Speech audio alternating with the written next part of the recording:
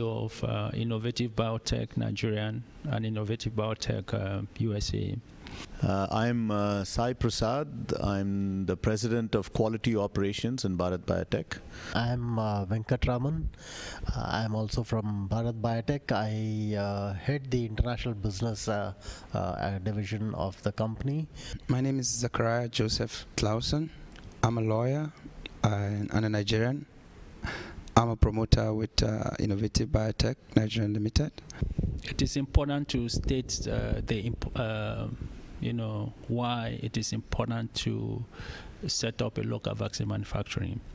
If you look at statistics today, you will see that 56% of communicable diseases account for communicable diseases account for 56% of disease burden in the developing world versus just 6% in the developed world. So there's no way. Water is the number one life saver in the world, followed by vaccines. So the only way that we can prevent these diseases is through manufacturing of vaccines. So if you look at what happened this year, regarding the meningitis crisis, you saw clearly that there was a vaccine shortage. That even with the money that was budgeted, we couldn't find vaccines to buy. So that calls for a sustained local vaccine manufacturing, because, for example, the epidemiology of meningitis is well known. We know that from January to April, there's the possibility of having an outbreak. So what we ought to have done was to vaccinate people around that November, December, so that we don't lose a single life. And then again, diseases like hepatitis B, for example, the vaccine has been available since 1982. It is really unacceptable that we have 25% of our population, based on the statistics that we are reading from authorities in the country, carrying this virus, that the vaccine has been available since 1982. So again, this calls for local vaccine manufacturing. There are so many advantages which we will talk about. Now, if you look at HPV, that is a human papilloma virus that causes cervical cancer. This vaccine has been available for a couple of years now, but it's still not yet part of our vaccination program.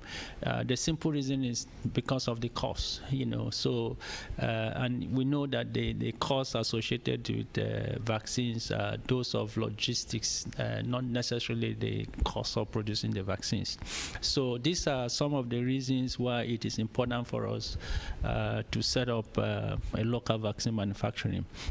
If you look at the difficult vaccines to make, like HIV, malaria, TB, you find out that these diseases are predominantly in Africa, and then there's really no commercial interest for big pharmaceutical companies to venture into those vaccines, because it has no commercial value.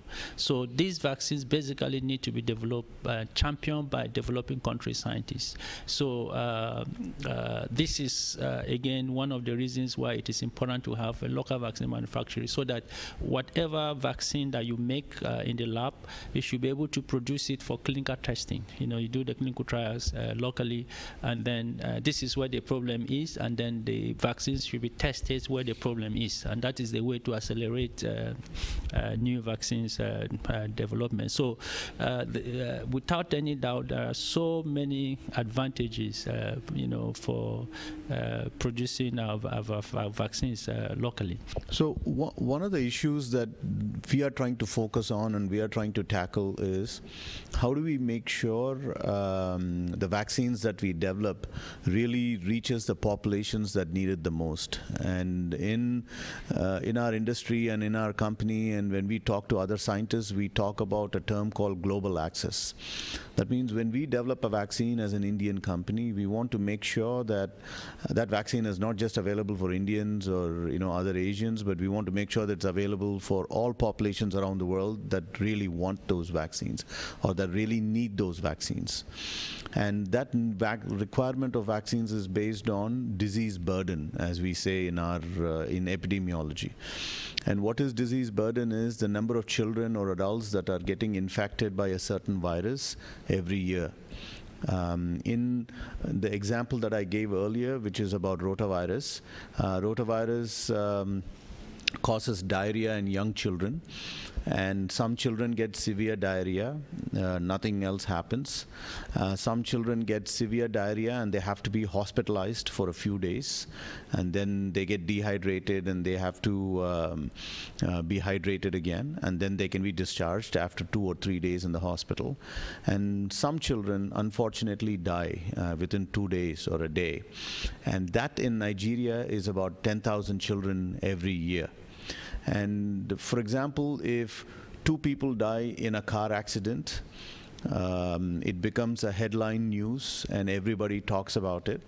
But if you can imagine, 10,000 people, 10,000 children are dying in Nigeria every year, which means it's almost 30 or 35 children every day, which means a child is dying every 1 hour, and none of us seem to be taking it very seriously. You don't see a headline news anywhere saying that so many children are dying, but the reality is many children are dying. So we are here to do something about it. As I mentioned earlier, we did develop a vaccine for it from 1999 to 2014. The vaccine is introduced in India and several other countries. In India, it is part of the immunization program, national immunization program. And even in Nigeria now, along with Innovative Biotech, we are talking to the government to see whether our vaccine can be introduced into the Nigerian national immunization program so that it can start saving lives in Nigeria. And how do we propose to do that? We propose to do that in partnership with Innovative Biotech, where we are planning, or we will supply the vaccine to the government of Nigeria for the first several years. And then as Innovative Biotech is established and the manufacturing facilities come online, we can transfer technology to Innovative Biotech and they can start manufacturing the product locally in Nigeria. The solution for us is to build a vaccine manufacturing plant in Nigeria. And we already have a plan. We are working with 2 German companies, famous big German companies like Bosch and Mack. We've signed an MOU with them. We are looking to have a formal signing ceremony sometimes next month or November to actually launch this project. And based on our discussions with those technical partners, it will take about 18 months to 24 months to have a turnkey facility ready for vaccine manufacturing in Nigeria. We also have 2 other partners from the US that will be around during the signing ceremony, and our friends from India that will be transferring some of the key technologies for the various vaccines that they're manufacturing. We're looking to also have them around during the the signing ceremony. So this is practical. This will be done, and then that is why we need the support of everyone. We have various options to make this happen. We have the technical know-how to make this happen. We have assembled the best partners in the world, and then we have local capabilities, even though our local staff will be trained on the various aspects of vaccine manufacturing. And then the area that we are working on now is to raise the funds to be able to make this become a reality. And we have various options. One option is to assemble investors. Of course, we've talked to various investors, and I mean, we have investor that they're willing to put in a lot of money to the tune of 10 billion, for example, naira, to set this vaccine. The problem with that is that it becomes a business.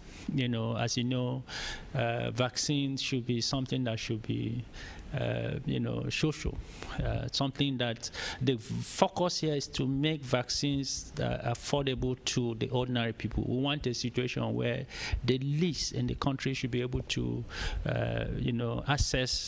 should have access to the products that we'll be making.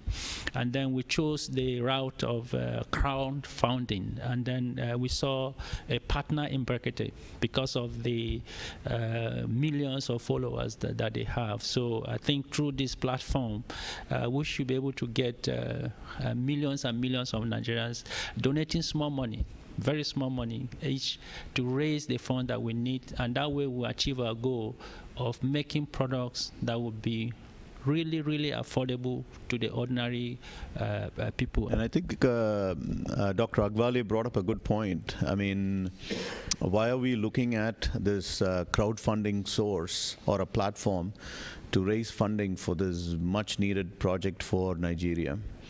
If we already have funding opportunities from banks, we have funding opportunities from large investors, we have funding opportunities available from also private equity investment banks.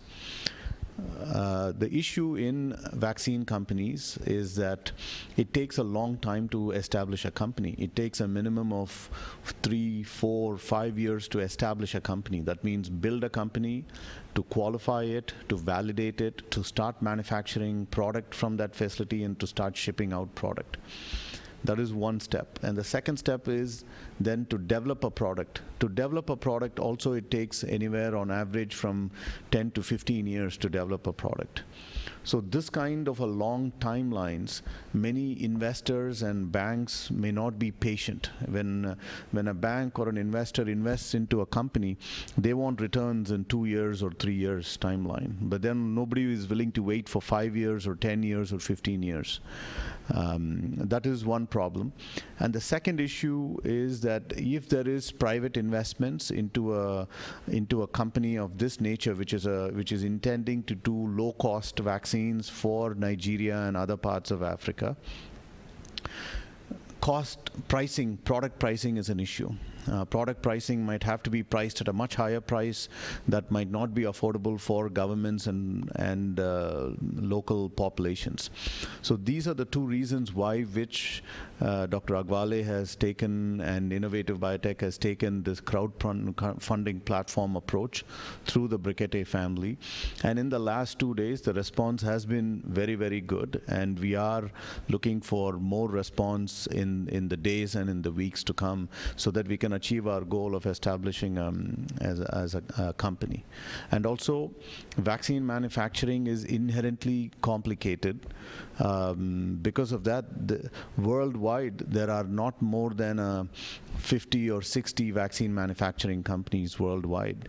If you compare that to pharmaceutical companies that makes tablets and capsules, there are more than 100,000 pharmaceutical companies worldwide. So it is easy to establish pharmaceutical companies and sustain them, but vaccine companies are very, very complicated, time consuming, and need a lot of money. And that is the reason why we have adopted this approach with the Brekete family. I think with this, I would rather conclude maybe to say that one thought that came to my mind with this collaboration, perhaps this would be the first vaccine manufacturing unit by the Nigerians, for the Nigerians, and with the Nigerians, I guess, so that no mother need to be worried that the baby will die of a preventable disease called rotavirus. Well, Nigerians, we've heard it all. This is history in the making. this is an opportunity for our country. This is the time. I want to use this opportunity to call on religious leaders, political leaders, all the youths, technocrats, individuals, whoever you are. This is an opportunity for you to contribute your quota, to be part of something very meaningful and sustainable, not for ourselves sitting here, but for the entire country and Africa at large. The time has come. Thank you.